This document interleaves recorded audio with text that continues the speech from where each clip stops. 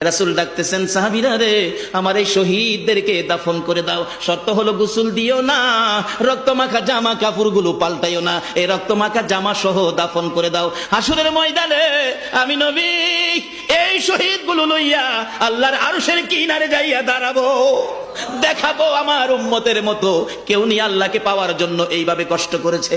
এবার দাফনের কাজ শুরু হলে কিতাব লেখে 69 জনের দাফন শেষ। 70-এর মাথায় আসওয়াদ দূরে পড়ে আছে। আমার নবী 2 কদম সামনে গিয়ে দেখে আসওয়াদ নতুন তরবারি হাতে চিত হয়ে পড়ে আছে, শহীদ হয়ে গেছে। আমার নবী ডাকে, রে আসওয়াদ, মদিনার হুর বিয়ে করতে পাঠাইছিলাম, মদিনার হুর বিয়ে করলি না, যুদ্ধের ময়দানে জীবন দিয়ে বিদায় হলে। আসওয়াদ রে, নতুন তরবারিটা হাতে রে। আসওয়াদ একজন সাহাবী বলেন, হুজুর বিয়ের বাজার করতে এসে আপনি যুদ্ধে গেছেন, খবর পাইয়া বিয়ের বাজারের টাকা দিয়ে যুদ্ধের বাজার করেছে, আসওয়াদ শহীদ হয়েছে। আমার নবী ডাকে, মাবুদ, আমার আসওয়াদকে তুমি কি দিবা গো আল্লাহ?